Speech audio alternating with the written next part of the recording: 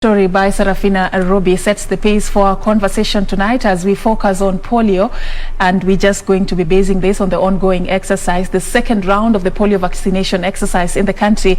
I'm engaging tonight Lillian Mutua, the head of health promotions at the Nairobi Metropolitan Services. Thank you for creating time. Thank you. All right, so it must have been a very busy day for you, I must confess, just implementing this particular program. I just want you to take us through this second round of the vaccination exercise, its main aim, because parents have been asking what's the difference with the one that took place, around the month of May, and they're getting confused also with the one that took place in between, the measles and rubella, because parents are asking, this knocks we constantly get on our doors, what is happening? Just shed some light on what is happening in the country right now. So we had a confirmed case of the polio virus. There's a child who had the polio, infected with polio in Kakuma camp in Dadaab. And when this happened, we normally do surveillance in the environment by taking samples from the sewer system. And more virus was picked in Garissa as well as Mombasa.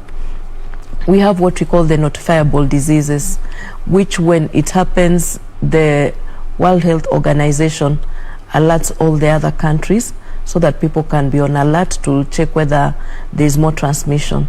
So when this happened, then we were alerted that we are supposed to do a polio campaign so that we can also negate the further spread. As you know, Kenya was also certified to be polio-free a while ago, and not only Kenya, some other countries too. But when this child who was in Dadaab got the polio attack, we found that the strain that this child had was type 2. So we normally have 3 types of the polio virus. That's type 1, type 2, and type 3. So when we are giving the routine vaccines in our clinics, the vaccine, the oral drops that we are giving currently is only for type 1 and for type 3, because type 2 was not within the virus. Yes. In our country.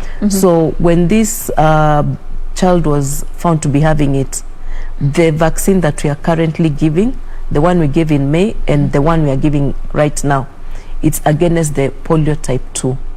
So even if your child got the vaccine, the oral drops, maybe a day ago, a week ago, or is still going to get tomorrow or the day after, they still need to get this one, because the one that is in the routine is type 1 and type 3. And this one is specifically type 2. For type 2. And when this vaccine is being given, there is a special sanction. We order for the type 2 under very strict restrictions that we only give during this time of the campaign. After this, we do not give it again. So it is not possible for a parent to get this at the health facilities maybe after this exercise is concluded? No. Okay. Yes. Okay. There are certain counties that were listed actually even in the first round as high-risk counties. Are they the same areas that are targeted for this second round, or? So during the round 1, the ones that were targeted are the high-risk counties, that's towards the northeastern, the coastal, and then Nairobi, Kajiado, and Kiambu, and Machakos. Nairobi is very peculiar because whatever happens in the rest of the country is also triggered to happen in Nairobi. And there's a lot of inter-county activities, inter-country across the border, and even internationally, because we know Nairobi is a transit hub. So when these campaigns happen, Nairobi must be also carrying the same.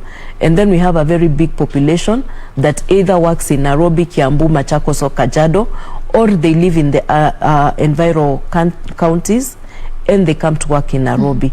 So for Nairobi, Kiambu, Kajiado, and Machakos, they're also included as high risk. When we look at the transit vehicles that come from the northeastern and from coast, where this isolated virus was found, the one for the polio, we find there's so many people traveling in and out of Nairobi to the northeastern and to the coast. So we have to do the campaign. All right, so I'm a little bit concerned about something you've told me about the case that was reported in Dadaab refugee camp. This, I believe, should have been around the month of February. Yes. And also, we are coming from a background of having been declared polio-free by the World Health Organization in the year 2020. Should we be concerned about importation of this virus? Because you're saying it was type 2, and it's not very common in our country. Should we be concerned about what could be happening between Kenya and the neighboring countries, even as we progress in kicking off? We are normally at very high alert, especially when we look at what is happening in the other bordering countries. You find that they are not very stable. There is insecurity. Some of them, they have their war-torn zones. And when this happens, it means also their health systems are not happening well. So you'll find that at times when we are doing these campaigns, other countries across the border are also called to do the same campaign. And not only because of this case that was coming from across the border, we can look at our own data for the routine immunization. Since the COVID pandemic came in, there was a bit of instability in access to services, because most of the parents who are getting children were afraid to bring their children back to the facility for immunization, because they thought that each and every other facility maybe has patients who are having COVID. So when we look at our data, we find that the immunization coverage for the routine vaccines has gone down.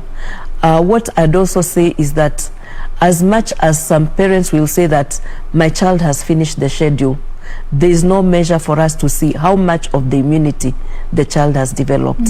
So it's very important that anytime there is a campaign, you should bring your child forth. I know in March we had the polio campaign. In June we had the measles rubella campaign. Normally for the measles rubella we do it every 4 to 5 years, because we have noticed that apart from the children getting the measles jab, there is a percentage, around 20%, who do not seroconvert to get the immunity to measles. So when we look at the backlog, like if each year we are having a percentage of children who have not gotten the right immunity for measles, so it has to be redone. Like we'll have a backlog of a number of children. So we have to make sure that we give another immunization as a booster dose, just to make the children secure.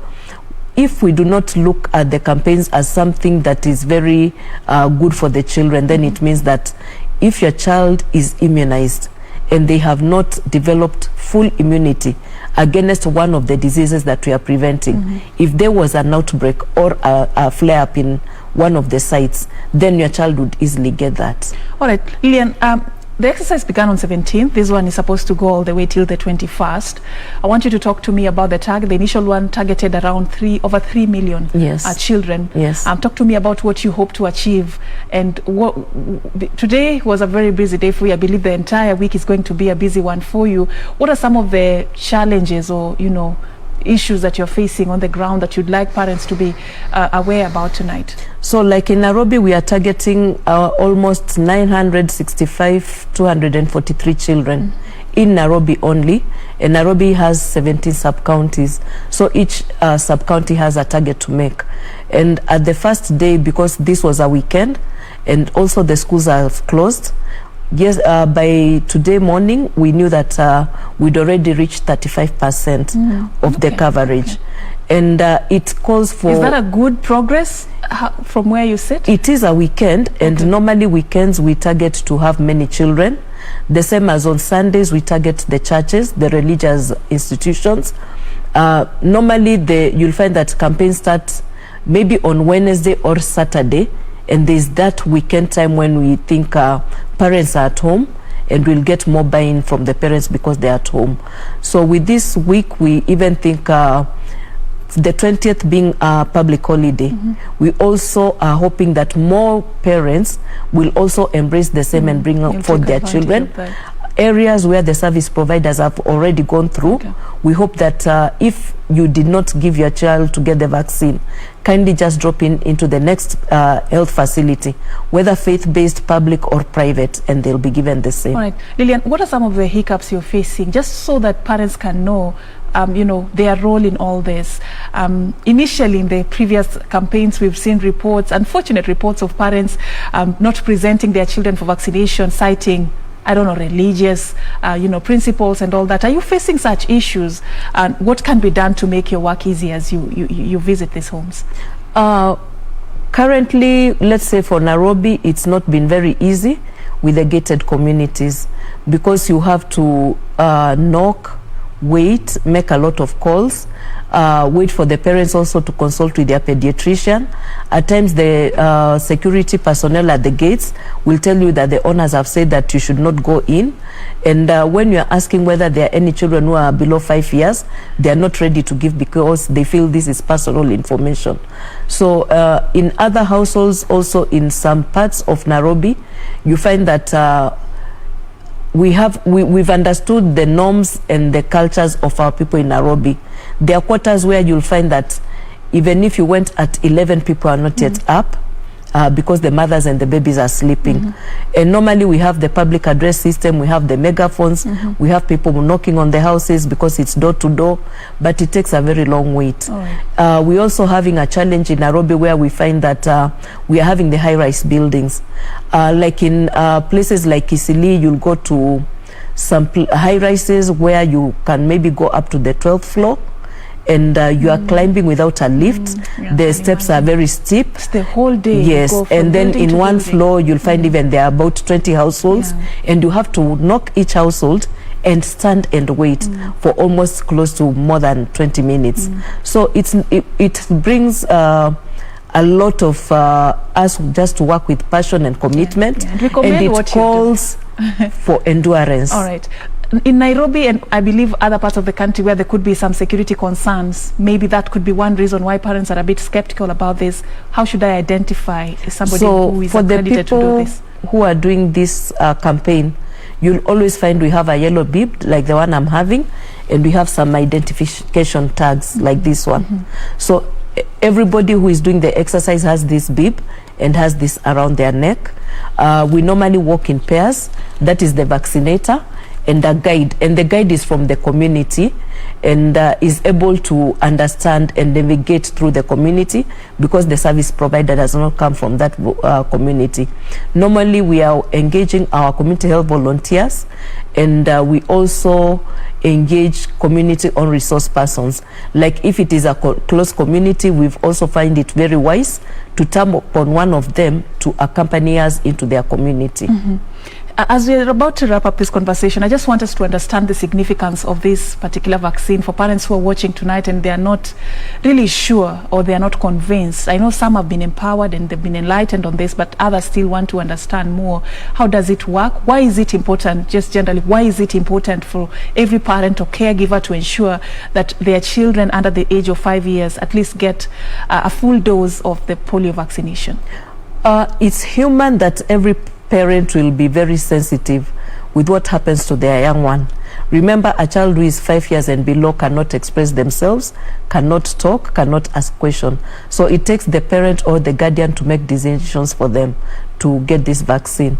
What I'd say is that through the World Health Organization, through Ministry of Health, these vaccines have been already been looked at their quality, they are safe.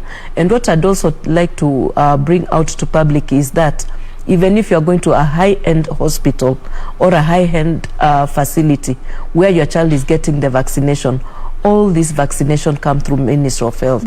So whatever we're giving through the campaigns is not substandard or little lower of the standard. It's still the same that you will go to the private and the high-end hospitals to get. Unless you have an extra penny to spend. Yes. Which depends on you. So we are really requesting all parents to come forth, and in case your child has not gotten the vaccine on the 21st by noon, kindly just step into any of the nearest health facility, be it private, be it public, be it faith-based. All right. Or else you can still call the Emergency Operation Center number for Nairobi, NMS, tell them, or Ministry of Health, ask them where you can get the vaccine, and you'll be assisted. If my son or daughter didn't get it in the first round, do they get a chance to get, can they get this second round? Is it advisable? And also, as you answer that, also tell me, in case deliberately a parent does not present their child for vaccination, is there any action that can be taken against them to compel them to do so? If your child didn't get the vaccine during round 1, we will say that it is very, very important for them to get this time, because this vaccine will only boost their immunity. As health services, our work is to deliver the health service. We are not law enforcers, and we will not hold anybody accountable to law. But remember that currently we are also working very closely with the children's services, with the national government administrative officers. So these are the people, and the child rights, and also the child services, education department. We are collaborating with the religious leaders. If you look at some of the places where we are working to, you'll find our national government administrative officers with us, the chiefs. Okay. You'll even find religious leaders working with us into the community. So if you're not allowing us to give your baby the vaccination, we can only direct them that at this household there was resistance access, or there was hesitancy, or we were denied access. And then it's upon them to now negotiate with that household. All right. Yes. Lillian Mutua, the head of health promotions at the Nairobi Metropolitan Services Health Department, thank you for creating time for us tonight, shedding light on the ongoing polio vaccination exercise in the country. Now you know it began on the 17th. It will run all the way till the 21st. But in case you do not get a chance to have your child vaccinated during this period for one reason or the other, there's still room for you to call the NMS emergency line, and you can be able to be directed on the way forward. Thank you so much. We are going to be taking a very short break. We are coming back with more on the other side.